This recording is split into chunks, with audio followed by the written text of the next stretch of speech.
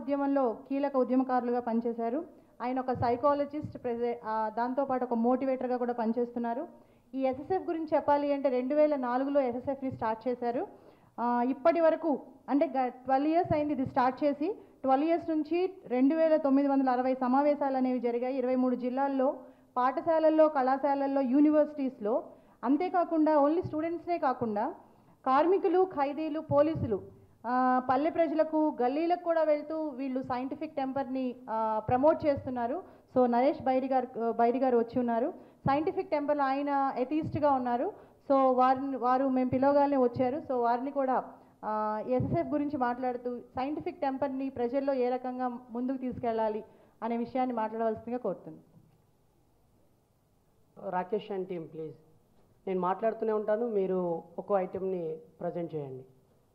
Achyut, Madhu Bhumpally, Medak, Warangal, Shyam Adilabad, Rakesh Hyderabad team ఫాస్ట్గా. Can I use this my ఆలోచన గ్రూప్లో చాలా ఉన్నతమైన ఆలోచనల్ని సమాజం మీద ప్రభావితంగా చేస్తోంది. దాంట్లో సభ్యుడిగా చేరినప్పుడే, ఆ పేజీని లైక్ చేసినప్పుడే చాలా గొప్పగా ఫీల్ అయ్యాం. This is the right platform అని అనుకున్నాము. నిజంగా అది రైట్ ప్లాట్ఫామ్గా ఇప్పుడు నిరూపితమైంది. ఎంతోమంది నిష్ణాతులు తలతిక్క విధవలు వేసే ప్రశ్నలకు కూడా అర్థవంతమైన ఆధారాలతో సమాధానాలు చెప్తూ ఆలోచింపజేయటంలో ముందుంది. సో ఆ గ్రూప్ నిర్వహిస్తూ ఈ కార్యక్రమం చేయటం చాలా గొప్పగా ఉంది. మేము భారత నాస్తిక సమాజం విశాఖపట్నం డాక్టర్ జయగోపాల్ గారి అండర్లో సైంటిఫిక్ స్టూడెంట్ ఫెడరేషన్ అనే పేరుతో పనిచేస్తూ ఉన్నాం. కుల, మత, రాజకీయ పార్టీలకు అతీతంగా ఒక్కోసారి రాజకీయ పార్టీలు పిలిచినా వెళ్ళి మూఢనమ్మకాలపై శిక్షణ ఇస్తున్నాం. అన్ని విద్యార్థి సంఘాలు ఆహ్వానిస్తే వెళ్ళి వాళ్ళకి చేదోడు వాదోడుగా ఉంటున్నాం. మా చేతనైనంత మేము చేస్తూ ఉన్నాం. ఇప్పుడు మీకు కూడా మాకు కొంచెం టైం తక్కువ ఉన్నట్టుగా ఉంది. రాకేష్, మీరు ఒక్కొక్కటి చేసేస్తూనే ఉండండి. రాకేష్, మీరు ఇటువైపు చేస్తూనే ఉండండి, నేను చెప్పేస్తాను. రమేష్ గారు చాలా గొప్ప విషయం ఒకటి చెప్పారు. చదువుకుంటే పోతుందా మూఢనమ్మకాలు.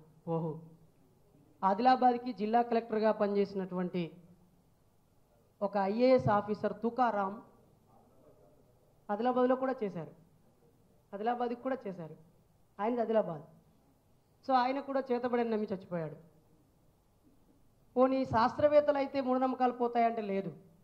శ్రీనివాస రామానుజన్ 10వ తరగతి మ్యాథ్స్ పుస్తకం మీద ఆయన ఫోటో ఉంటుంది.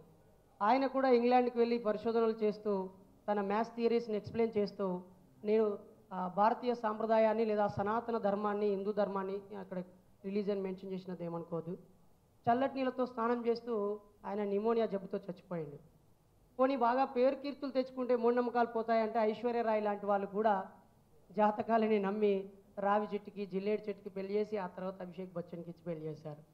పోనీ రాజ్యాధికారంలోకి వస్తే పోతాయా అంటే ప్రధానమంత్రిగా ఉన్న ఇందిరాగాంధీ కూడా నాగార్జున సాగర్ని ప్రారంభించడానికి వస్తే నువ్వు భర్త చచ్చిపోయిన విధవరాలివి, నువ్వు ప్రారంభిస్తే అరిష్టం అని చెప్పి రాత్రికి రాత్రి సర్వమత ప్రార్థనలు చేసి పూజారులు చక్కగా పూజ చేసి బటనొత్తి ఆ తర్వాత ఈమె చేత నామాత్రంగా ఒత్తిచ్చారు. కాబట్టి చదివినా పోవు, ఎదిగినా పోవు, సంపాదించినా పోవు, ఎంత గొప్పగా అయినా పోవు. ఇవి పోవాలంటే చేయాల్సింది రెండే. ఒకటి వాటిని ఫాలో కావటం ఆపేయటము, రెండవది చైతన్యం కావటం. మరి మూఢనమ్మకాలు అనగానే చాలామంది పెద్దవాళ్ళని నేను చూస్తున్నాను. నేను ఇప్పుడు ఒక 32 సంవత్సరాల వయసు, ఇక్కడే 70 సంవత్సరాల వాళ్ళు కూడా చెప్పారు. ఎంతసేపు దయ్యాలు, భూతాలు, మూఢనమ్మకాలు, మాంత్రికులు, తాంత్ర విద్యలు, క్షుద్ర పూజలు ఇవే మాట్లాడుతున్నాం. ఇది 50%. What about God? దేవుడు దయ్యం రెండు ఆఫ్ కదా. మూఢనమ్మకాలను ప్రేరేపించే వ్యక్తులు మాంత్రికులు అనుకున్నట్లయితే లేని దేవుడు ఉన్నాడని చెప్పే పూజారులు కూడా ఒక రకమైన మాంత్రికులే కదా.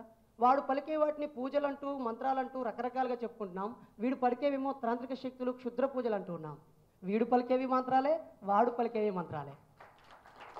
వాడినేమో గుళ్ళో పెట్టి పూజిస్తున్నాం, వాడి దగ్గరికి వెళ్తే వాడు తలపై చెప్పులు పెట్టి చెటకోపంతో కొడుతూ ఆశీర్వదిస్తున్నాడు, డబ్బులిచ్చి కాళ్ళు మొక్కేస్తున్నాం. వీడేమో మనకు పట్టిన దయ్యాన్నో, భూతాన్నో, అనుమానాన్నో పోగొట్టడం కోసం వేపాకులతోనో, ఎముకలతోనో వీడు చెప్పుతోనో కొడుతూ వీడు కూడా నయం చేస్తున్నాడు. నా దృష్టిలో ఇద్దరు కూడా దొందే, రెండు ఆఫ్. ఇక చచ్చిపోయిన తర్వాత కోరికలు తీరని వాళ్ళ ఆత్మ అయిపోతారంటారు. అసలు ఈ ప్రపంచంలో ఏ ఒక్క వ్యక్తి అయినా చచ్చిపోయే ముందు నాకు ఏ కోరికలు బాయ్ అని చచ్చిపోతాడా? 90 సంవత్సరాలు అయ్యి 99 సంవత్సరాలు బతికినా ఇంకా చాలా కోరికలు ఉంటాయి. అది బుద్ధుడే చెప్పాడు, కోరికలు అనంతమని. కాబట్టి కోరికలు తీరకుండా చచ్చిపోయిన వాడు దయ్యాలు అవుతారనుకుంటే, పాకిస్తాన్ బార్డర్లో దేశాన్ని కాపాడుతూ చచ్చిపోయిన సైనికులు వెంటనే దయ్యమై వేరే దేశస్తుని పట్టొచ్చు కదా. లేదా యుద్ధం చేస్తున్నప్పుడు చాలామంది పూర్వం రాజులు బాణాలతో యుద్ధం చేసుకున్నారు. చచ్చిపోయిన మొదటి సైనికులే దయమైపోయి పడతాయిపోతుంది. మగధిరలో 100 మందిని వాడు ఎందుకు చంపాలి? చచ్చిపోయిన మొదటి వ్యక్తి దయమై వాడిని పట్టేస్తే అయిపోతుంది కదా. లేదా ఇప్పుడు అడవిలో కూమింగ్కి వెళ్తున్న క్రమంలో నక్సలైట్లు పెట్టిన బాంబు పేలి చచ్చిపోయినటువంటి పోలీసులు దయమై వాళ్ళని పట్టొచ్చు. లేదా ఎన్కౌంటర్ చేయబడ్డటువంటి విప్లవం కోసం చచ్చిపోయిన వాళ్ళు కూడా చావుకు కారణమైన అధికారులని, ప్రజాప్రతినిధుల్ని వాళ్ళే దయమై పట్టొచ్చు. ఈరోజు రౌడీలు, గూండాలు, ఫ్యాక్షనిస్టులు, రకరకాల నేర ప్రవృత్తి కలిగిన వాళ్ళు ఇతరులను సునాయాసంగా చంపేస్తున్నారు. ఆడపిల్లల్ని కూడా కట్న కానుకల పేరుతో, రకరకాల పేర్లతో పేర్లు ఏదైనా చంపేస్తూనే ఉన్నారు. చచ్చిపోయిన వాళ్ళు దయ్యాలవుతే నిజంగా మనకే లాభం. ఎందుకంటే అమాయకుడు, పేదవాడు, అనగారిన వాడే బలవంతుడి చేతిలో చావుకు గురవుతాడు. చచ్చిపోయిన వెంటనే దయ్యమవుతాడు అనుకుంటే ఎవడిని చంపడానికి ధైర్యం చేయడు. నిజమా కాదా? కానీ ఎంత పిచ్చితనంగా అంటే, ఈ దేశం నుంచి ఆకాశంలోకి వెళ్ళిన సునీత విలియమ్స్ కూడా నాతో పాటు వినాయకుడి బొమ్మ తీసుకెళ్లాను, ఆంజనేయుడి బొమ్మ తీసుకెళ్లాను, సక్సెస్ అయిపోయిందని చెప్పే దిక్కుమాల స్థితిలో ఉన్నాం. ఈరోజు మనం ఉపయోగించుకునే ఈ పెన్ను యొక్క గుండు సూది నుంచి మొదలుకొని మన గుండెకు ఆపరేషన్ చేసే సున్నితమైన వస్తువు వరకు, కాలికి గుచ్చిన ముళ్ళును తీయడం కోసం ఉపయోగించుకునే పిన్నీస్ నుంచి ఆకాశానికి దూసుకుపోతున్న రాకెట్ వరకు ప్రతి వస్తువు వెనకాల ఏదో ఒక శాస్త్రవేత్త జీవిత త్యాగం ఉంది, మేధస్సు ఉంది, ఆలోచన ఉంది.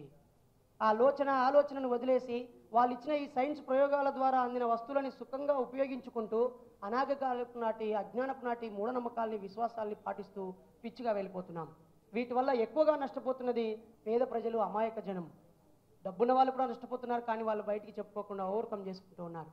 కాబట్టి ఇవన్నీ పోవాలంటే దయచేసి ఒకరిని చూసి ఒకరు అనుకరించడం ద్వారా ఈ మూఢనమ్మకాలు పెరిగిపోతున్నాయి. ఎవరికైతే లాభం ఉంటుందో వాళ్ళు మాత్రమే మూఢనమ్మకాలని పెంచి పోషిస్తారు మిత్రులారా. కాబట్టి మన చుట్టుపక్కల దయ్యము ఎంత దుర్మార్గం అంటే మానవ సంబంధాలు విపరీతంగా దెబ్బతింటున్నాయి. పక్కింటి వాళ్ళు వీళ్ళు గొడవ పెట్టుకోవడానికి ప్రధాన కారణం అక్కడ ఉన్న నిమ్మకాయలు అవుతున్నాయి. వీళ్ళకి అనారోగ్యం వచ్చి మాంత్రికుడి దగ్గరికి వెళ్తే మీ పక్క వాళ్ళే చేతబడి చేశారు అందుకే ఇలా అవుతుందని చెప్పగానే వచ్చి బూతులు తిట్టుకోవడము, గొడవలు పెట్టుకోవడం, వాళ్ళ మధ్య మానవ సంబంధాలు దెబ్బతింటున్నాయి. ఏ చిన్న అనారోగ్యం వచ్చినా హాస్పిటల్కి వెళ్లకుండా భూత వైద్యుడి దగ్గరికి, మాంత్రికుడి దగ్గరికి, చేత వైద్యుడి దగ్గరికి వెళ్ళిపోయి ఆరోగ్యం విషమించిన తర్వాత హాస్పిటల్కి వెళ్తున్నారు. తీరా ప్రాణం మీదకి వచ్చి డబ్బులు ఖర్చు పెట్టుకుంటున్నారు, ప్రాణాలు కోల్పోతున్నారు. ఇంకోవైపు ఏమో మాంత్రికుడు చేతబడని చెప్పి నమ్మి కాళ్ళు తీసేయడము, చేతులు నరికివేయడము, పండ్లు పీకేయడము, కళ్ళు పీకేయడము, మలమూత్రాలు తాగించడము. ఎంత దుర్మార్గంగా అంటే వరంగల్ జిల్లా సంఘంలో 5గురిని చంపింది మీకు తెలిసే ఉంది. భద్రాచలం దగ్గర ఇస్సాపూర్లో గంగరాజు, ధర్మయ్యలు ఇద్దరిని చంపి పడేశారు. అలాగే మహబూబ్ నగర్ జిల్లాలో ఆమన్గల్ మండలో బూక్య అనువని కొట్టి చంపేశారు. కరీంనగర్ జిల్లా మహదేవ్పూర్లో మట్టి హనుమంతుని బూరుగుగూడెంలో కాల్చి చంపేశారు. శ్రీకాకుళం నుంచి మొదలుకొంటే అనంతపురం వరకు, ఆదిలాబాద్ నుంచి మొదలుకొంటే గుంటూరు వరకు ప్రతి జిల్లాలోనూ, ప్రతి ప్రాంతంలోనూ ఈ విపరీతమైన మూఢనమ్మకాల కారణంగా మనుషులు చంపబడుతున్నారు, మానవ సంబంధాలు దెబ్బతింటున్నాయి, ఆర్థికంగా నష్టపోతున్నాం. మోసపోయేవాడు ఉన్నంత కాలం మోసం చేసేవాడు ఉంటాడు ఖచ్చితంగా. కాబట్టి ఆ మోసాన్ని ప్రశ్నించేవాడు ఉంటేనే ఆగుతుంది. అందుకే చక్కటి పద్యంలో వివరించాడు నార్ల వెంకటేశ్వరరావు. ప్రశ్న తోడబుట్టు పరిణతి జ్ఞానంబు, ప్రశ్న తోడబుట్టు ప్రాభువంబు, ప్రశ్న లేని జగతి ప్రశ్నార్థకంబురా, నవయుగాల బాట నార్లవారి మాట అని. కానీ ఆయన పద్యాన్ని పక్కన పెట్టి ప్రశ్నించడం మానేసి, ఆ రోజు సోక్రటీస్ కూడా ప్రశ్నిస్తేనే విషయం పెట్టి చంపేశారు. ఓ ప్రజలారా మేల్కోండి, మీ అజ్ఞానం ఏంటో తెలుసుకోండి, అదే నిజమైన జ్ఞానం అన్నాడు. అయినా ఇప్పటికీ ప్రశ్నిస్తున్న వాళ్ళని నరేంద్ర దబోల్కర్నే కానీ, కాల్బుర్గునే కానీ నిన్న కూడా ఒక వ్యక్తిని చంపిపడేశారు. ఇలా చచ్చిపోతూ ఉన్న సైన్స్ని బతికించడం కోసమే ఉన్నారు. ఆ రోజు 1600 సంవత్సరం ఫిబ్రవరి 17వ తేదీన జిఆర్డినో బ్రూనో అనే సైంటిస్ట్ని కూడా నడి రోడ్డుపై కట్టెలు పెట్టి పెట్రోల్ పోసి నిప్పు పట్టుకొని, మిస్టర్ ఈ భూమి బల్లపరపుగా ఉందని చెప్పు, 4 మూలల 4 ఏనుగులు మోస్తున్నాయని చెప్పు, లేదా ఆకాశంలో అభూత శక్తి దీన్ని పుట్టించడని ఒప్పుకోమంటే సైన్స్ను చంపలేరు, నన్ను చంపగలుగుతారని సైన్స్ వర్ధిల్లాలంటూ ఆ నిప్పును ముట్టుకొని కాలి చచ్చిపోయాడు ఆయన. ఆ రోజు నుంచి ఈ రోజు వరకు మిత్రులారా, ఈరోజు మనం ఉదయం లేచినప్పుడు బ్రష్ మీద పెట్టుకునే పేస్ట్ నుంచి రాత్రి పడుకున్నప్పుడు వేసుకునే ఆల్అవుట్లో ఉండే కెమికల్ వరకు ప్రతి పదార్థం కూడా ఈ ప్రకృతిలో లభించిందే. ప్రకృతికి అత్యతమైన శక్తి ఎక్కడా లేదు. కానీ మన వాళ్ళు సృష్టి అని మాట్లాడుతున్నారు. అసలు సృష్టి అనేది ఉండదు. శాస్త్రవేత్తలు కూడా ఏది సృష్టించరు, కనిపెడతారు, గుర్తిస్తారు, తయారు చేస్తారు. సృష్టించడం అనేదే ఉండదు. సృష్టి అనే పదమే ఇక్కడ ఉండదు. చచ్చిపోయిన తర్వాత ఆత్మీయత అయిపోతుందని మేము స్కూల్లోకి వెళ్తే వింతగా అడుగుతుంటారు. ఒక్కోసారి స్కూల్లో 2-3 గంటల పాటు విజ్ఞాన ప్రదర్శన ఇచ్చి చక్కటి విషయాలు ఇచ్చి వాళ్ళని ఆలోచింపజేసినా కూడా చివరికి వాళ్ళ సైన్స్ టీచరే లేసి ఇదంతా ఎలా పుట్టింది అని అడుగుతారు. మేము అడుగుతుంటాం, మరి గోగినేని గారి బిగ్ క్వశ్చన్కి మీరు చూడండి అమ్మా, గంటలు అప్పుడు మీకు ఆన్సర్ తెలుస్తుంది. లేదా పెద్ద పెద్ద పుస్తకాలు చదవండి అమ్మా, మీరు 5 నిమిషాల్లో మేము చెప్పిందంతా నేలపాలు చేస్తూ పిల్లల్ని కన్ఫ్యూజ్ చేయకండి అని మేము కోపడుతూ ఉంటాం. కాబట్టి దయచేసి మీరందరూ ఆలోచించండి. ఇక్కడ మా మిత్రుడు నోట్లో మంటలు వెలిగించుకున్నారు. ఈ ప్రకృతిలో ఏ పదార్థమైనా భూమి ఆకర్షణ శక్తి వల్ల కిందికి వస్తే నిప్పు మాత్రం గాలి కావాలని పైకి వెళ్తుంది. నాలుక కాలుతున్నప్పుడు తడిగా ఉంటుంది, అది ఆరిపోయి కాలుతుందన్నప్పుడు నోరు మూశారు, గాలి అందుబాటులో లేక ఆరిపోయింది. ఇదే విషయాన్ని సినిమాలో చూసినట్లయితే ఒక హీరో పడిపోగానే థియేటర్ దేవుడి ఫోటో దగ్గరికి వెళ్ళి ఉన్నావా అసలు ఉన్నావా ఉంటే దిగిరా అని చెప్పి అరుస్తూ డ్యాన్స్ చేసి కింద పడిపోతుంది. పడిపోగానే ఆ ఫోటోలోంచి గ్రాఫిక్స్తో ఒక లైట్ టొయ్ టొయ్ టొయ్ టొయ్ అని వస్తుంది. ఆ పడిపోయిన దగ్గర పడగానే వాళ్ళు వేసి మళ్ళీ ఫైటింగ్ కొడతాడు. ఎంత విచిత్రం అనిపిస్తూ ఉంటుంది ఒక్కోసారి చూస్తుంటే. మా మిత్రులు ఇందాక చెయ్యిపై కూడా ఇలా పెట్టుకొని కాగడాలు పెట్టారు. మన శరీరంలో ఉండే 75% నీరు బయట నుంచి వచ్చే వేడిని కొద్దిసేపు కాలకుండా ఆపుతుంది. ఈలోపు ఒక చోటు నుంచి మరో చోటుకి కదిలించాం కాబట్టి అది కాలేదు. ఎవరైనా మంత్రశక్తి వలనో అభూత శక్తి వలనో నీ నిజాయితీ పరుని నిజమైన భక్తుని అందుకే నాకు కాలేదంటే ఒకే చోట పట్టుకోమని ఖచ్చితంగా కాలుతుంది, తోలు ఊడుతుంది. నిప్పుల గుండం తొక్కే వాళ్ళు కూడా వాళ్ళ కాళ్ళలోంచి వాటర్ వస్తూ ఉంటుంది. అది కాసేపు అడుగు తీసి అడుగు వేసేసరికి అది మళ్ళీ రీఫిల్ అవుతుంది కాబట్టి ప్రొటెక్ట్ అవుతుంది. హాయిగా చక్కగా వెళ్ళిపోవచ్చు. ఒకవేళ నిజంగానే నన్ను దేవవారు పూనింది అమ్మకవారు పూనింది అంటే అక్కడ సక్కల ముక్కలు వేసుకొని మంచిగా పీట జబ్బు వేసుకొని కూర్చోమనండి. అప్పుడు నిజంగానే ఆమెకు అమ్మవారు కనిపిస్తూ ఉంటుంది. చెరుగట్లో కూడా ఆ నిప్పుల గుండాలు దొక్కుతుంటే సరిపోయి పడిపోయినవి చాలా సంఘటనలు జరుగుతూనే ఉంటాయి. ఇప్పటికి కూడా మనలాంటి ఆలోచన పరులందరూ ఆ మకర జ్యోతి తప్పు అని నిరూపించినా కూడా 100 సంవత్సరాలు దాన్ని నమ్మి భక్తిగా ఉన్న ఈ పిచ్చి జనం ఈరోజు మళ్ళీ అక్కడికి వెళ్ళడం అలవాటైంది కాబట్టి వెళ్తున్నారు. అది తప్ప ఒప్ప అని కాదు. ఈరోజు మేడారం సమ్మక్క జాతరలో కూడా వాళ్ళు పైడిదరాజు జంపన్నల భార్యలని, ప్రతాపరుద్రుని కాలంలో 14వ శతాబ్దంలో పోరాటం చేసిన వీరవనితలని 2 సంవత్సరాలకు ఒకసారి ఏడాది మాసకం జరుపుకుంటారని మనం ఎంత చెప్పినా వాళ్ళు వినరు. ఎందుకంటే అలవాటైపోయింది, భక్తి కూడా ఫ్యాషన్ అయిపోయింది. ఆ ఫ్యాషన్ ముదిరిపోయి ఏమైనా మనం ఏదైనా మాట్లాడితే వాళ్ళ మనోభావాలు మేము మనుషులం కామా? మాకు మనసు ఉండదా? మాకు మనోభావాలు ఉండవా? మనుషులు వాళ్ళు మాత్రమేనా? భక్తులు మాత్రమే మనోభావాలు ఉంటాయనే పిచ్చి మాటలు. కానీ ఆ రోజే పెరియార్ ఈవి రామస్వామి తన మీదికి విసిరిన చెప్పులని రాముడికి కృష్ణుడికి వేసి ఊరంతా తిప్పి ఇదిగో మీ రాతి బొమ్మలో ఏమి లేదని నిరూపించాడు. ఆ రోజే ఈ దేశంలో కరుడు కట్టిన మనువాదులందరికీ ఇప్పటికీ కూడా మనువాదులకి పెరియార్ ఈవి రామస్వామి అంటే లాగులో పడుద్ది. కొంతమంది నేను మా స్థానిక మంత్రి నాస్తికుడు, అలాగే పీడిఎస్యు ఎర్రజెండా నేపథ్యం ఉన్నటువంటి వ్యక్తి. నేను ఆయనతో ఉన్నప్పుడు ఎందుకన్నా గుడిలోకి వెళ్తున్నా అంటే జనం కోసం వెళ్తున్నానని చెప్పాడు చాలా అందంగా. మరి మన వాళ్ళందరూ ప్రధానమంత్రులు ఎమ్మెల్యేలు అయి మన రాజ్యం వస్తే ఈ మూఢనమ్మకాలు పోతాయి అన్నారు కదా అంటే అది ఉత్త తమ్ముడు, ప్రజలు నమ్ముతున్నంతసేపు వాళ్ళలాగా మేము ఉండాలని చెప్పాడు. కాబట్టి దయచేసి రాజ్యాధికారం వస్తే పోతుంది, ఇంకేదో చదివితే పోతుంది, అభివృద్ధి చెందితే పోతుంది, ఇదంతా కూడా అబద్ధం. ఇప్పుడు కొంతమంది చచ్చిపోయిన తర్వాత ఆత్మ ఎలా నోట్లోంచి వెళ్తుందా, చెవులోంచి వెళ్తుందా, ముక్కులోంచి వెళ్తుందని అడుగుతుంటారు. ఇప్పుడు వీడి ఆత్మ ఎక్కడి నుంచి వెళ్తుందో మీరే ఒకసారి చూడండి. ఈ తమ్ముడు పేరు నాస్తిక్ రాకేష్. నేను 2009 సంవత్సరంలో మానవ హక్కుల దినం సందర్భంగా హుజరాబాద్ డిగ్రీ కాలేజీలో సెమినార్ పెట్టినప్పుడు నాకు పరిచయం అయ్యాడు. ఈరోజు నాస్తిక్ రాకేష్గా ఫేస్బుక్లో పాపులర్. అలాగే మా సైంటిఫిక్ స్టూడెంట్స్ ఫెడరేషన్కి రాష్ట్ర సంయుక్త కార్యదర్శిగా ఉన్నాడు. ఈ పక్కన ఉన్నటువంటి వ్యక్తి మధు భూంపల్లి, మెదక్ జిల్లాకు మా జిల్లా అధ్యక్షుడిగా పనిచేస్తున్నాడు. శ్యామ్ ఖమ్మం జిల్లా కార్యదర్శిగా పనిచేస్తున్నాడు. తను శ్యామ్ కోలా వరంగల్లో బాధ్యులుగా ఉన్నారు. తర్వాత రాకేష్ గ్రేటర్ హైదరాబాద్, ఇతను స్టేట్ కమిటీ నుంచి ఉన్నారు. ఇంకా చాలామంది ఉన్నారు. ఇప్పుడు కమాన్ స్టార్ట్. లాగండి తమ్ముడు, ఆగండి తమ్ముడు, నీ లాస్ట్ కోరిక ఏదైనా ఉంటే చెప్పవా? ఈ మూర్ఖ జనం చాలామంది ప్రజలకు అలవాటు అయిపోయింది. చివరి కోరిక అంటే ఏం లేదన్న. నిజానికి చాలామంది చనిపోయిన తర్వాత కొంతమంది బొంద పెట్టాలంటారు, కొంతమంది కాల పెట్టాలంటారు. అసలు ఇవన్నీ అవసరం లేదు. చనిపోయిన తర్వాత మన శరీరాన్ని దానం చేయడం ద్వారా శరీరంలో ఉన్నటువంటి పార్ట్స్ ఏమైనా లేని వాళ్ళకు పెట్టి వాళ్ళని బ్రతికించవచ్చు. అలాగే నా ఐస్ డొనేట్ చేయడం ద్వారా కళ్ళు లేని నలుగురికి చూపు వచ్చే విధంగా ఇప్పుడు సైన్స్ అభివృద్ధి ఉంది కాబట్టి ఒకరు కళ్ళు దానం చేస్తే నలుగురికి గుడ్డి వాళ్ళకి చూపు వస్తుంది. నేను చనిపోయిన తర్వాత నా శివం కూడా ఎంబీబీఎస్ డాక్టర్లకి పరిశోధన కోసం ఉపయోగపడుతుంది కాబట్టి నా బాడీ డొనేట్ చేశాను. నా ఆత్మ కానీ ఏవి కానీ ఉండవు కాబట్టి నేను చనిపోయిన తర్వాత నా బాడీ డొనేట్ చేయాలని కోరుకుంటూ అవకాశం ఇచ్చిన పెద్దలందరికీ ధన్యవాదాలు తెలియజేస్తున్నాను. Thank you Rakesh. కాళోజీ నారాయణరావు కూడా బాడీని డొనేట్ చేశాడు. మనలో కూడా ఎంతోమంది ఇక్కడ బాడీ డొనేషన్ కోసం సైన్ చేసిన వాళ్ళు ఉన్నారు. Simple claps please. ఈ విచిత్రమైన ముడి చేతిలో ఇలా పట్టుకొని గల్లా పెట్టి వెనకాల దాచుకొని చూస్తున్న వ్యక్తికి నిజంగా ఉడికిపడుతున్నట్టుగా దీన్ని సాధనాసురులు, బెంగాలీ విద్యకారులు, గారడి వాళ్ళు ఊళ్ళోకి వచ్చి చేస్తుంటారు. చిన్న గోతులో పడుకొని జీవసమాధి అయ్యారని చెప్పి ఒక వీరబ్రహ్మేంద్ర స్వామి ఫోటో పెట్టుకొని డబ్బులు కలెక్ట్ చేసుకుంటారు. అది కూడా పాపం ప్రజలకు నమ్మకం ఉందని చెప్పి అలా చేస్తారు. అలా చేసి అడుక్కొని వెళ్ళిపోతే పర్వాలేదు, కానీ మీ ఇంట్లో ఏదైనా అశాంతి ఉంటే మేమే బాగు చేస్తామని చెప్పి వాళ్ళ ఇంట్లోకి దూరిపోతారు. మేకల్ని కోపిస్తారు, కోళ్ళను కోపిస్తారు, 1000 రూపాయలు తీసుకుంటారు, మీ బంగారాన్ని కడుగుతామంటారు, మీ బంగారం ఇక్కడ ఉండాలంటారు. పిచ్చి పిచ్చి పని చేసి పూర్తిగా మోసపోయిన తర్వాత పోలీస్ స్టేషన్కి వాళ్ళు వస్తుంటారు. ఆ తర్వాత పేపర్లో వచ్చిన తర్వాత తల తిక్కువ ఎదవలు ఈ నాస్తికులు ఏం చేస్తున్నారు అని అడుగుతారు. నాస్తికులకు పిల్ల ఉండదు, పిల్లలు ఉండరు, బతుకులు ఉన్నాయా? సన్నాసుల కంటే ఆ మత ప్రచారం చేసే ఎదవల కంటే చక్కగా వాళ్ళ మతాలు డబ్బులు ఇస్తున్నాయి కాబట్టి ఆ పేరుతో పిచ్చి కుక్కలాగా తిరుగుతూ ప్రజల్ని ఇంకా పిచ్చివాళ్ళని చేస్తున్నారు. నాస్తికులు అంటే క్రమశిక్షణగా జీవిస్తూ వాళ్ళ బతుకును వాళ్ళు బతుకుతూ క్రమశిక్షణగానే ఉంటూ జీవితంలో ఆచరిస్తూ సాధ్యమైనంత వరకు సహాయపడే వాళ్ళు నాస్తికులు. అంతేకాని మెడకు బిల్లేసుకొని నాస్తికుని అని దేవుని తిట్టేవాడు కాదు, దానికోసమే తిరిగేవాడు కాదు. ఈ మధ్య చాలా మొన్న పేపర్లో కూడా ఒకటి చూశాను, ఆర్టికల్ రాశాడు, చాలా మండింది. కానీ వాళ్ళ మీదకి మనం స్పందించడం ద్వారా మన సమయం మన డబ్బు వేస్ట్ తప్ప అదేదో మనం సమాజ మేలు కోసం విజ్ఞాన ప్రచారం కోసం కేటాయించడం బెటర్. మీకోసం ఇంకొక చిన్న మ్యాజిక్ చేసి చూపిస్తాను. ఎవరైనా చేతిలోకి చూపించి ఆబ్రకదాబ్రా 1 2 3 4 ఒకసారి చప్పట్లు కొట్టరా మీరందరూ గట్టిగా. ఐఎంకి ఇవ్వరా ఏ సార్, రెండు చేతులు వచ్చి ఒకరు శ్యామ్ ఇక్కడ రా.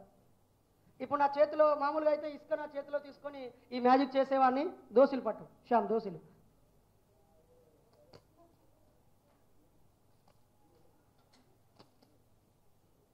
ఇలా ఎన్ని సంచులు కావాలంటే అన్ని సంచులు నేను తయారు చేసి ఇవ్వగలుగుతాను. ఇది ఎలా చేయగలిగామంటే ఫ్రెండ్స్, అందరూ తెలిసిన వాళ్ళు ఇక్కడ శాస్త్రీయ ఆలోచనతో ఉన్నవాళ్ళు కాబట్టి స్పీడ్గా చెప్తున్నాను. ఇలాంటి చిన్న జిమ్మిక్కును చేసి మన గ్రామాల్లోకి వచ్చిన వాళ్ళు ఇవి అద్భుత శక్తులు, మేము అమావాస్య రోజు అర్ధరాత్రి తలకిందుగా తపస్సు చేస్తే ఒక మాంత్రికుడు ఇచ్చిన మహిమ వల్ల వచ్చిందని చెప్పి మీ ఇంట్లో పెట్టుకుంటే అష్టైశ్వర్యాలు, భోగభాగ్యాలు, ధనధాన్యాలు, సిరి సంపదలు వస్తాయి, మీ కష్టాలు కన్నీళ్ళు పోతాయని చెప్పగానే అమాయకమైన జనం కష్టపడి సంపాదించిన 100-50 వాడికి ఇచ్చి ఆ రూపాయి కాయని తీసుకొని కొత్తగూడలో నిమ్మకాయ పెట్టి ఇంట్లో పెట్టుకుంటారు. మంచి జరిగితే వాని వల్ల జరిగింది అనుకుంటారు, చెడు జరిగితే మర్చిపోతారు. కాబట్టి నిజానికి ఇసుక కాయిన్స్ చేయటం ఎవరికి సాధ్యం కాదు. సైన్స్ ప్రకారంగా ఏ పదార్థాన్ని ఎవరు పుట్టించలేరు, ఉన్నదాన్ని పూర్తిగా నాశనం చేయలేరు. అది భౌతిక రసాయనిక చర్యల ద్వారా ఒక రూపంలోంచి ఇంకో రూపంలోకి మాత్రమే మార్చగలుగుతారు. ఇలా ఎవరైనా పుట్టిస్తే the drugs and magical remedy objectionable advertisement act ప్రకారంగా వాళ్ళని 2 సంవత్సరాలు జైల్లో పెట్టాలని ఉంది. ఈ యాక్ట్ వచ్చిన తర్వాత కూడా నార్మల్ క్రైమ్ని కూడా మాంత్రికుల క్రైమ్గా సృష్టించి 2 సంవత్సరాలు శిక్షలో పడిపోవచ్చని చాలా పిచ్చి వేషాలు వేస్తున్నారు. అక్కడ నరేంద్ర దబోల్కర్ చట్టం వచ్చింది, మన దగ్గర కూడా ఆ చట్టం రావడం కోసం పెద్దవాళ్ళు చాలామంది ఆలోచిస్తూనే ఉన్నారు. వాళ్ళకి మేము కూడా అండగా ఉంటాము. ఇంకా చట్టాలు బలంగా రావాలి. చట్టాలు ఎంత వచ్చినా తెలివైన వాళ్ళకు చుట్టాలుగానే ఉంటాయి. కాబట్టి చైతన్యం మాత్రమే సాధ్యమవుతుంది. ప్రతిదానికి ఆల్టర్నేట్ ఇవ్వగలిగితే, దేవుడికి ఆల్టర్నేట్ ఇవ్వగలిగితే, పండుగలకి ఆల్టర్నేట్ ఇవ్వగలిగితే, అవి పుట్టిన మూలాల్లోకి వెళ్ళి విద్యార్థులకు చెప్పగలిగితే ఖచ్చితంగా మారుతారు. కానీ ఈరోజు మన పిల్లలకి అమావాస్యకి, పౌర్ణమికి పండుగలు చెప్తూ చాలామంది కష్టపడ్డ సొమ్మునంతా ఆ దేవుడి భక్తి రూపంలో, హుండీ రూపంలో నిర్వహించిన రాజుకు పేరు వస్తుంది, సరుకులు అమ్ముకున్న కోమటాయనకి పేరు వస్తుంది, అలాగే పూజారి ఆరతి నిండిపోతుంది. వాళ్ళ ముగ్గురి లాభం కోసం సబ్బండ వర్ణాలని భక్తి ముసుగులో ముంచేసి కష్టం లేకుండా మనల్ని నమ్మకాల్ని పెట్టుబడిగా చేసుకొని పీఠముడిగా వేసుకొని కూర్చొని తొక్కుతున్నారు. కాబట్టి వీటన్నిటిని తొక్కి పెట్టకుండా, వాటి మూలాల్లోకి వెళ్ళి వివరించకుండా మనం ఇంకా ఎంత మాట్లాడినా కూడా సాధ్యం కాదు. ఓకే, ఇప్పుడు కొంతమంది మా పక్కూరులో ఈ మ్యాజిక్ నేర్చుకున్న మ్యాజిక్, ఇది ఆయన గురించే. ఇప్పుడు ఒక చిన్న మ్యాజిక్ మరొకటి చేసి చూపిస్తాను ఫ్రెండ్స్. ఇక్కడ రావచ్చు ఎవరో ఒకరు. ఓం క్రీం బ్రీం కాళీ మహంకాళి భూతాలి పేతాలి చండాలిక ప్రచండాలిక అహంకాలిక మహంకాలిక దిగి రావాలిక అంటూ ఎవరైతే తన దగ్గరకు వచ్చినటువంటి భక్తుని నీ మీదున్న దయ్యాన్ని బాటిలోకి రప్పిస్తానని చెప్పి పిచ్చి పిచ్చి మాటలు చెప్తాడు. మధ్యలో ఆగిపోయింది అంటాడు. ఎందుకు ఆగిపోయింది అని అడగగానే వాడికి కావాల్సిన వస్తువులని గుర్తు తెచ్చుకొని బుక్క, గులాలు, గుగ్గిలం, మైసొచ్చి, పసుపు, కుంకుమ, ఎర్రముద్దలు, పచ్చముద్దలు, నిమ్మకాయలు, ఎండుమిరపకాయలు, పోకలు, ఖర్జూరాలు, పొట్టుదియను కొబ్బరికాయలు, నల్ల కోడి, పట్టు వస్త్రము, తాయెత్తు, బూడిది గుమ్మడికాయ అని ఇంత పెద్ద లిస్టు చెప్తాడు. ఇంత లిస్ట్ చెప్పిన ఇవన్నీ ఎక్కడ దొరుకుతాయన్న? ఇవన్నీ ఎక్కడో దొరుకుతాయని మీరు పర్షన్ కావద్దని వెనకాల వాళ్ళ బామ్మడి చేత ఒక దుకాణం పెట్టిస్తాడు. ఆ బామ్మర్ దగ్గర షాప్ తీసుకొని వెళ్ళాలి, కొన్ని వస్తువులు ఇక్కడ నుంచి మిగతాయి కూడా మళ్ళీ ట్రాన్స్ఫర్ చేసేస్తాడు. అన్ని వస్తువులు వచ్చిన తర్వాత కొన్ని డబ్బులు అడుగుతాడు. ఇలా తిప్పేసి ఇదిగో ఇందులోకి దయ్యం వచ్చింది చూడండి అంటాడు. ఇందులో ఎక్కడొచ్చిందని మనం అనగానే దాన్ని చక్కగా ఈ బెలూన్లో బంధిస్తానంటాడు. ఇదిగో ఇప్పుడు ఇందులోకి దయ్యం వస్తుంది చూడు బాబు, ఓం క్రీం బ్రీం అంటూ ఉంటాడు. ఆ బెలూన్ కాస్త చాలా పెద్దగా అయిపోతుంది. నిజానికి ఈ బెలూన్ ఇలా పెద్దగా కావడానికి, ఇందులోకి దయ్యం రావడానికి అసలు దయ్యం ఉంటే కదా రావడానికి. కానీ ఈ బెలూన్ ఇది ఇందులో హిస్టాక్ అనే ట్యాబ్లెట్ని 4 ముక్కలు చేసి ఈ బెలూన్లో వేసాము. 4 నీళ్ళ చుక్కలు వేయగానే నీరు H2O కాబట్టి అది గాలిగా మారగానే ఆ గాలి బయటికి వెళ్లకుండా మూతి మూసి పట్టుకున్నాను. ఈ బెలూన్ పెద్దగా అయింది. ఈ చిన్న సింపుల్ మ్యాజిక్ చేసి మా పక్కూరులో 3,60,000 ఎత్తుకు వెళ్ళిపోయారు. ఆ ఊర్లో వరుసగా 5-6 చచ్చిపోగానే మీ ఊర్లో చచ్చిపోయిన వాళ్ళందరూ దయ్యాలు అవుతున్నారు, వీళ్ళని పడుతున్నారు అని చెప్పారు. అని చెప్పి అందరి చేత ప్రతి కుటుంబంకి 2,000 రూపాయలు కలెక్ట్ చేసి ఒక దున్నపోతుని కోసి 4 మేకల్ని కోసి ఊరంతా రక్తాన్ని చల్లి కొంతమంది మాంత్రికులు ఒక తలని కోసి ఇలాంటి బెలూన్లోకి దయ్యాన్ని బంధించి గోతిలో పాతేసి పెద్ద స్తంభాన్ని అక్కడ పాతేసి దీన్ని తీయకండి అని చెప్పి వెళ్ళిపోయారు. అదే మనం చేస్తే 10 రూపాయలు కూడా పడియాడు. 3 లక్షల చిలుకు పై చిలుకు డబ్బులు సంపాదించారు. కాబట్టి మెదడన్నది మనకున్నది, అది సరిగా పనిచేస్తే విషద మగును విశ్వ రహస్యాలు అంటాడు శ్రీశ్రీ. కాబట్టి మనకు మెదడు ఉంది, ప్రశ్నించాలి. చాలామంది ఆకాశంలో స్వర్గము నరకము అంటుంటారు, లేదా దయ్యానికి గుడ్లు బయట పెడుతుంటారు. నిజంగా దయ్యానికి గుడ్లు కావాలనుకుంటే ఫ్రెండ్స్, కోళ్ళ ఫారం నుంచి తీసుకొచ్చే లారీ మొత్తం మాయం చేసుకొని తినొచ్చు కదా. లేదా అడవిలో చెట్ల మీద అనేక పక్షులు గుడ్లను పెట్టాయి, ఆ గుడ్లను అక్కడనే తీసుకొని తినొచ్చు కదా, మనం 4 రూపాయలకు కొనుక్కొని బాయిల్డ్ ఎగ్ చేసి పొట్టు తీసి ఇస్తేనే తింటుందా దయ్యం? ఏ ఒక్క ఎన్నడైనా మన వాళ్ళని మనం ఆలోచింపజేస్తున్నామా? పోనీ కొంతమంది అంటారు 7 లోకాలు ఇటువైపు 7 లోకాలు ఇటువైపు, స్వర్గము నరకము అని చెప్పేస్తుంటారు. ఓకే, చివరికి వస్తే ఇదే ప్రాబ్లం అంటారు. నిజానికి స్వర్గము నరకము ఉండదు అని మనం ప్రత్యేకంగా చెప్పక్కర్లేదు, ఆకాశమే లేదంటే అయిపోతుంది. పంచభూతాలు అంటారు, పంచభూతాల్లో 5వ భూతం ఆకాశం లేదని చెప్పేద్దాం. ఆకాశం అంటే space infinity, there is no ending point, nobody can recognise. So ఆకాశం పైకుందా కిందికుందా అంటే పైకి అంటారు, పక్కకుందా పైకుందా అంటే పైకి అంటారు. నిజానికి భూమి గుండ్రంగా ఉంటే ఇక్కడ నించున్న వాళ్ళకి భారతదేశము, ఇక్కడ నించున్న వాళ్ళకి అమెరికా, ఇక్కడ ఉత్తర ధ్రువము, ఇక్కడ దక్షిణ ధ్రువం. ఇక్కడ నించున్న వ్యక్తి, ఇక్కడ నించున్న భారతదేశంలోని వ్యక్తి కాలు తలపై ఉండి తల ఇటువైపు ఉండి ఆకాశం ఇటు అనుకుంటాడు. ఈ దేశంలో అమెరికాలో నించున్నవాడు కాలు భూమిపై ఉండి తల ఇటువైపు ఉండి ఆకాశం ఇటు అనుకుంటాడు. ఇక్కడ నించున్నవాడు ఆకాశం ఇటు అనుకుంటాడు, ఇక్కడ జీవించేవాడు ఆకాశం ఇటు అనుకుంటాడు. గుండ్రగా ఉన్న ఈ భూమి మీద ఎక్కడ నివసించే ప్రజలు వాళ్ళ తల వైపు ఆకాశం అనుకుంటారు, అటే మీదికి అనుకుంటారు. ఈ లెక్కన మన మీదేడు లోకాలు అమెరికోనికి కిందేడు లోకాలు, వాడి కిందేడు లోకాలు మన మీదేడు లోకాలు అయితే అప్పుడు వాళ్ళ దేవుళ్ళు వేసుకునే బట్టలు మన దేవుళ్ళు వేసుకునే బట్టలు చూసి కన్ఫ్యూజ్ అయిపోయి పిచ్చోళ్ళు అనుకుంటారు దేవుళ్ళని కూడా. అవునా కాదా? కాబట్టి ఆకాశం అనేదే లేదు. ఎటు పైకి వెళ్ళినా ఈ భూమి నుంచి, ఈ క్షేత్రం నుంచి భూమి ఆకర్షణ శక్తిని దాటి వెళ్తేనే ఆకాశం చుట్టూ రోబోట్ తిరుగుతూనే ఉన్నాయి. కాబట్టి ఆకాశం లేదు, స్వర్గం లేదు, నరకం లేదు, ఆత్మ లేదు, పునర్జన్మ లేదు. ఈ విషయాన్ని ఇందాక రమేష్ సార్ గుర్తు చేసినట్టుగా బుద్ధుని కాలంలోనే చెప్పాము. కానీ ఆ తర్వాత ఈ ప్రజల మెదళ్ళని కంట్రోల్లో ఉంచుకోవడం కోసం చాలామంది కుట్రపూరితంగా ఇవన్నీ చేస్తున్నారు. ఇక్కడున్న మన కేసీఆర్ గారు కూడా గౌరవనీయులు, భక్తి బాగా ఉంటేనే తన లోపాలని క్షమిస్తారని ప్రజల ఆలోచన డైవర్ట్ చేయొచ్చని చేస్తున్నారు. పైనున్న కేంద్ర ప్రభుత్వం కూడా అలాగే చేస్తుంది. ఇంకా ఆయన ఎన్నైనా చేస్తారు. విశ్వవిద్యాలయంలోకి వాస్తు జ్యోతిష ముద్ర అని మేము రకరకాల స్కాలర్లు చెప్తుంటే దానికి పట్టాలు ఇచ్చి చిలక జోష్యం చేతిలో పెట్టి అడుక్కు తినమనేటువంటి పట్టాలని మనకి ఇచ్చే ప్రయత్నం చేస్తున్నారు. ప్రపంచంలో 500 మంది ప్రముఖ సైంటిస్టుల చేత సంతకాలు సేకరించి భారత నాస్తిక సమాజం ఈ ఆస్ట్రానమీ తప్పండి అని నిరూపించినా కూడా ఇంకా ప్రభుత్వాలు ఇస్తూనే ఉన్నాయి. పుస్తకాల్లో కూడా వాటిని పెడుతూనే ఉన్నారు, కాషాయీకరణ చేస్తూనే ఉన్నారు. ఒక కాషాయీకరణ కాదు, ఏ మతంలో ఉన్న అజ్ఞానానికైనా మేము శత్రులమే, విజ్ఞానానికి మాత్రమే మిత్రులము. ప్రశ్నించకుండా, పరీక్షించకుండా, నిరూపించకుండా, ఆలోచించకుండా గుడ్డిగా నమ్మేవండి మూఢనమ్మకాలే. చివరికి నిన్న ఒక అమ్మాయి నాకు పెళ్లి కార్డు ఇచ్చింది. ఆ కార్డులో కూడా అమ్మాయి పేరు లేదు. ఏంటమ్మా నీ పేరు లేదంటే, నేను చేసుకోబోయే వ్యక్తికి నా పేరు మ్యాచ్ కావట్లేదని పూజారి చెప్పడం వల్ల నా పేరు స్వాతి అయితే అనుషాన్ పెట్టిలని చెప్పింది. ఆమె 10వ తరగతిలో ఫస్ట్ ర్యాంక్ రావడానికి ఆ పేరే, ఇంటర్లో టాప్ ర్యాంక్ రావడానికి అదే పేరు, టీటీసీలో ర్యాంక్ రావడానికి అదే పేరు, ఈరోజు ప్రతి నెల 25,000 రూపాయలు జీతం తీసుకునేది అదే పేరు, అకౌంట్ నెంబర్ అదే ఉంది. కానీ ఒక వ్యక్తి జీవితంలోకి భార్యగా వెళ్ళడానికి ఆ పేరు పనికిరాదని చెప్పగానే మార్చుకునే దిక్కుమాలిన స్థితిలో మనం ఉన్నాము. అలాగే 3 రోజులకు పిట్ట పెట్టడం, 5 రోజులకు పిట్ట పెట్టడం, గుడ్లు పెట్టడం, వాళ్ళు తాగే గుడుంబా పోయడం, సిగరెట్లు కూడా కాల్చి పెట్టే స్థాయికి దిగజారినాం. మరి దుబాయ్కి వెళ్ళినటువంటి ఒక మా మిత్రుడు 37 రోజులు అవుతుంది అతను డెడ్ బాడీ ఇంకా ఇండియాకి తీసుకురాలేదు. 7 లక్షలు చెల్లిస్తేనే తీసుకొస్తారంట. మరి ఇప్పుడు 37 రోజుల నుంచి వాళ్ళకి దినం ఎక్కడ చేశారు, పిండగ ఎక్కడ పెట్టారు, వారం ఎక్కడ చేశారు? మొన్న పాలెంలో మహబూబ్ నగర్లో 67 మంది ఒకే బస్సు కాలి బూడిదైపోయారు. ఈ అడ్డబొట్టు వాళ్ళు, నిలువుబొట్టు వాళ్ళు, సిల్వ వాళ్ళు, బాక్సులో పెట్టేవాళ్ళు, నమాజ్ చేసేవాళ్ళు, పూజలు చేసేవాళ్ళు, రకరకాల ప్రార్థనలు చేసేవాళ్ళని మేము అడుగుతున్నాము. కాలి బూడిదైపోయిన వాళ్ళని మీ మతాచార ప్రకారంగా కాలబెట్టారా? చివరికి ఆ కాలి బూడిదైన ఆ బూడిదని మీ మతస్థులు మీ ప్రార్థనలతో, మీ నమాజులతో, లేదా మీ రకరకాల పంచాంగాలతో ఏ బూడిది ఎవరిదో ఎవడు చెప్పలేరు. కేవలం మీరందరూ రక్త శాంపిల్స్ ఇస్తే DNA టెస్ట్ చేసి సైన్స్ మాత్రమే ఏ బూడిది ఎవరిదో కుప్పగట్టి ఇవ్వగలుగుతుంది. కాబట్టి ఈరోజు సాధారణ ప్రజలు అడిగే 5% ప్రశ్నలకి తర్వాత సైన్స్ సమాధానం చెప్తుంది, 95% సమాధానం చెప్తుంది. ఇప్పుడు 95 మార్కులు వచ్చినా మనకి ఫస్ట్ ర్యాంక్ ఇవ్వట్లేదు. అదే మతాలకి, అజ్ఞానానికి 5% మార్కులు వస్తే పుంకాలుగా దాన్ని 100 రెట్లు చేసి దాన్నే నమ్ముతున్నారు ఈ జనం. కాబట్టి గుప్పెడి మంది సరిపోతారు ప్రశ్నించడానికి, కానీ మార్చడానికి ఎక్కువ మంది కావాలి. ఇలా 18,000 మంది ఆలోచన గ్రూప్లో ఉన్నారు. మీరందరూ కూడా దైవాన్ని వదిలిపెట్టాలని, మతాన్ని వదిలిపెట్టాలని, ఈ దేశంలో ప్రత్యేకంగా ఉన్న కులాన్ని కూడా వదిలిపెట్టాలని, బాబాసాహెబ్ రచనలు చదువుతూనే, పెరియార్ ఆలోచనల్ని ప్రచారంలో చేస్తూనే విజ్ఞాన సమాజాన్ని నిర్మించాలని ఈ సందర్భంగా కోరుతూ, ఇంకా చాలా మ్యాజిక్లు ఉన్నప్పటికీ సమయభావం వల్ల చేయలేకపోతున్నాం. అన్యద భావించదు. ఎక్కడైనా అవకాశం ఉంటే మీకు అందుబాటులో ఉండే యూనివర్సిటీ బృందం ఉందని తెలియజేస్తూ మీ ప్యానెల్కి ధన్యవాదాలు. సో ఈ సమావేశానికి ఈ పార్ట్లో తర్వాత నరేష్ గారికి కూడా, అందరికీ కూడా OTF the voice of voiceless తరఫున మేము ప్రత్యేక ధన్యవాదాలు తెలియజేస్తున్నాము. నెక్స్ట్ సెషన్ని స్టార్ట్ చేయవలసిందిగా రాజు చిట్యాల గారిని రావాల్సిందిగా కోరుచున్నాం. శరత్ నల్లిగంటి వచ్చారు. వారికి సెకండ్ సెషన్లో వక్తగా పాల్గొనడానికి వచ్చిన దళిత్ స్టూడెంట్ యూనియన్ ఈశ్వరన్న గారికి ఇద్దరికి హార్దిక స్వాగతం మన టీం తరపున. Thank you.